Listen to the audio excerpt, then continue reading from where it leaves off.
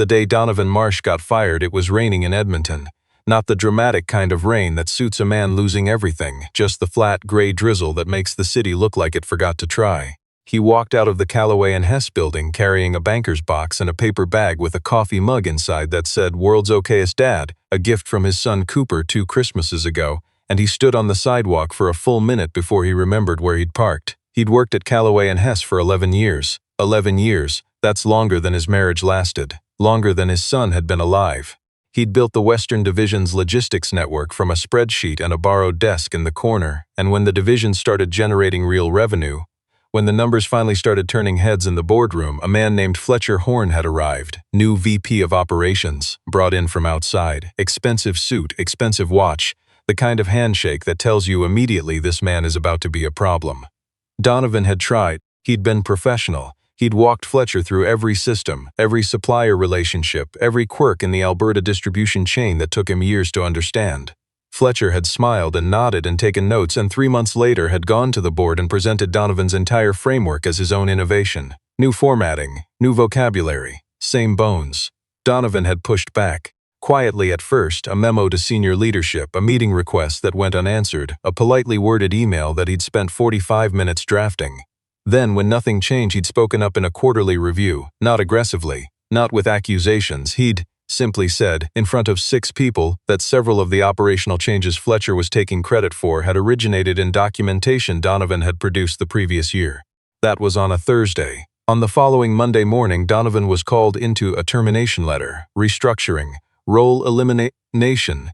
They gave him 2 weeks severance and a form to sign, and the HR coordinator, a young woman named Priya who looked genuinely uncomfortable, couldn't quite meet his eyes. Fletcher Horn did not attend the meeting. He didn't need to. Donovan signed the form. He cleaned out his desk. He carried the banker's box down the elevator and across the marble lobby and out into the Edmonton drizzle, and he stood on the sidewalk next to the coffee mug and the paper bag, and he thought about Cooper. Cooper was 9 years old. He had his mother's dark eyes and Donovan's stubborn jaw, and he'd been waking up at 6:30 every morning to make sure his dad had coffee before the commute. Not real coffee. Cooper would fill the machine with water and press the button and present the cup with the seriousness of a knight delivering a sword. It tasted burnt every single time. Donovan drank every drop. What do you tell a 9-year-old who makes you burnt coffee every morning and believes, with complete certainty, that his father can handle anything? The first week, Donovan didn't tell anyone. Not his mother in Red Deer, not his buddy Travis who he played hockey with on Thursday nights. He dropped Cooper off at school, came home, and spent the days sending out applications and pretending everything was fine. He cooked dinner, he helped with math homework. He watched hockey highlights with Cooper on the couch and acted like a man who knew exactly where he was going. The second week, the calls started. He had contacts throughout the Western Canada logistics network, people he'd worked with for a decade, suppliers he'd stayed loyal to when other companies shopped around, operations managers who'd called him personally when things went sideways because they knew he'd pick up. He reached out to all of them. The responses were polite, careful. "We'll keep you in mind. Nothing right now, but let me know if anything changes." One contact, a man named Bergeron at a freight company in Calgary, called back unspotedly, like he was worried about being overheard. "I got a call," Bergeron said, "from Fletcher Horn's office. They called 3 of us that I know about. They weren't asking questions. They were sending a message." Donovan sat in his car in the driveway after that call. Cooper was inside doing homework. The drizzle had turned to light snow. He sat there until the windows fogged up, and then he sat there a little longer. Fletcher Horn wasn't satisfied with taking his job. He was making sure there was no other job. There's a particular kind of quiet that settles into a house when the money starts getting thin, and the man who lives there is trying very hard to keep that fact away from his kid. Donovan knew that quiet. It had a weight to it. It sat in the corners of rooms and followed him down the hallway and waited for him every morning when the alarm went off at 6 so he could be dressed and ready when Cooper came downstairs to make the burnt coffee. He picked up contract work where he could, temp logistics consulting, mostly short-term stuff, nothing that used what he actually knew how to do. He drove Cooper to school and hockey practice and library visits, and at night after Cooper was asleep he sat at the kitchen table with his laptop and a notepad and tried to figure out what came next. One evening, mid-November, the kind of cold that makes Edmonton feel personal, Cooper came downstairs after bedtime and found him there. "You working?" Cooper asked. "Just thinking," Donovan said. Cooper climbed into the chair across from him. He was wearing his hockey socks and a Oilers t-shirt 3 sizes too big. He looked at the papers on the table and then looked at his dad. Did something happen at work? Donovan had been planning to say no. He'd had the answer ready for weeks, practiced it in the mirror actually, which was a thing he was not proud of. But Cooper was looking at him with those dark eyes that had always seen more than they should, and Donovan found he couldn't do it. "I don't work at Callaway and Hess anymore," he said. "I'm figuring out something new." Cooper was quiet for a moment. "Are we going to be okay?" "Yes," Donovan said, and he meant it, even though he didn't have a single solid reason to believe it. Cooper nodded. "Okay." He got up, went to the cupboard, and came back with 2 granola bars. He put one in front of Donovan and climbed back into his chair. "What are you thinking about?" Cooper asked. "Buying something," Donovan said. That surprised even him. He hadn't known that was what he was thinking until the words came out. But he'd spent the last few weeks making calls and filling out applications and watching every door close in front of him, and somewhere in all that silence an idea had been forming.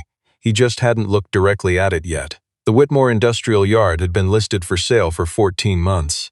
Donovan had driven past it a dozen times without really seeing it. It sat on the eastern edge of the city on a strip of service road between a trucking depot and a decommissioned equipment rental company. 4 acres of chain-link fence, a pole barn in questionable condition, a loading bay, a sorting area with a leaking roof, and a lot in the back that was stacked with surplus industrial pipe, pallets, salvage metal, and miscellaneous warehouse inventory that had been sitting there since the previous owner defaulted on his business loans in 2021. Nobody wanted it. It had been listed 3 times, each time at a lower price. The building was a liability. The inventory was considered worthless. The location was awkward. 2 different buyers had gotten as far as a conditional offer and then walked away when their inspectors came through. Donovan spent 2 weeks reading everything he could find about it. He knew industrial supply. He'd spent 11 years moving goods across Western Canada, and what he understood, what most people in the boardroom never quite grasped, was that surplus and salvage are only dirty words if you don't know who needs what. The steel pipe alone, if sorted and relisted properly through the right channels, was worth more than the asking price of the entire property. There were municipal contractors in the region who'd been paying a premium on materials because supply chains were still shaky from the post-COVID disruption. There were smaller operators who couldn't access Tier 1 suppliers and were paying whatever they could find on short notice.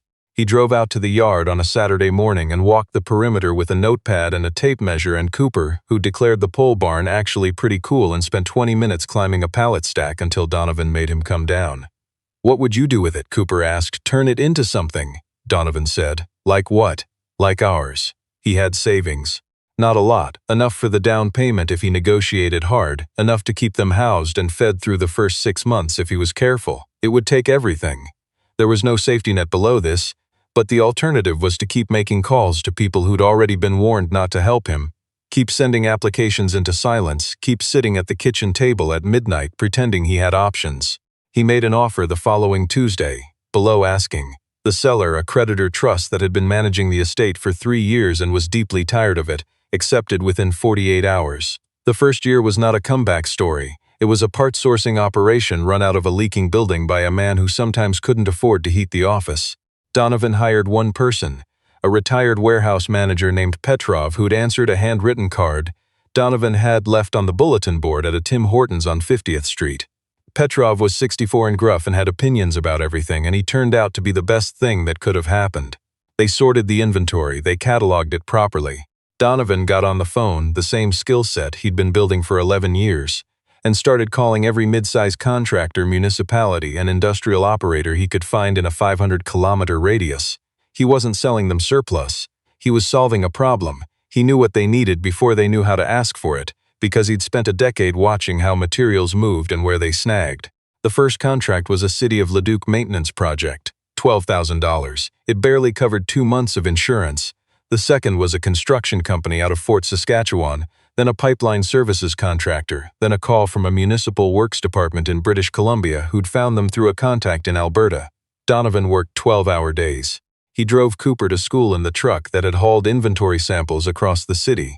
He sat in the bleachers at hockey games with his laptop balanced on his knees answering emails. He ate granola bars for lunch because he'd bought a case of them at Costco and they were there and eating didn't feel important. He didn't miss a single school pickup. That was the rule he'd made himself, and he kept it. By the end of the first year, Whitmore Industrial Supply, the name he'd kept because Petrov said changing it was bad luck, was doing $600,000 in annual revenue. Not profit, revenue. The margins were thin, but the trajectory was clear. By the end of the second year, they were over 2 million. By the third, they had 3 employees and a second location, and a reputation in the region that Donovan had not built through marketing, but through the oldest method available, being the person who picked up the phone and actually fixed the problem. He almost didn't hear about Fletcher Horn. It came up by accident, a mention in a LinkedIn notification he nearly swiped past, a former colleague at Callaway and Hess who'd posted about a leadership change. Donovan clicked through. Fletcher Horn had been let go. Not quietly, the post was vague, but Donovan made a few calls and the story came together over the course of 2 conversations. Fletcher's operational framework, the one that had made such an impression on the board when he'd first presented it, had started showing cracks. Year 2, contracts lost. Supplier relationships that had inexplicably soured. A distribution network that looked elegant on paper and functioned poorly in practice because it had been designed by someone who understood spreadsheets, but not the actual texture of the work. The board had brought in consultants. The consultants had dug into the original documentation. Donovan didn't know exactly what they'd found, but he had a reasonable guess. Fletcher was gone. The division he'd taken over was being restructured, genuinely restructured this time, not the kind that's a polite word for firing one inconvenient person. Donovan read the update and set his phone down and went back to the quote he'd been working on. He thought about calling Travis to tell him. He thought about it for most of the afternoon. In the end, he didn't. It didn't feel like news that needed to be shared. It felt like something that had already been settled a long time ago without anyone asking his permission. The call from Callaway and Hess came on a Tuesday in February, 4 years after the termination letter. It came through the company line, not his cell. His office manager, a sharp woman named Delacroix who'd joined them the previous spring, transferred it to him with an expression that suggested she already didn't like whoever was on the other end. It was not Fletcher Horn. Fletcher Horn was gone. It was a man named Prescott, Senior VP of Operations, who introduced himself warmly and explained that Callaway and Hess was in the process of reviewing its Western Canada supply partnerships and had come across Whitmore Industrial Supply in the course of their research. "We've heard very good things," Prescott said. "I appreciate that," Donovan said.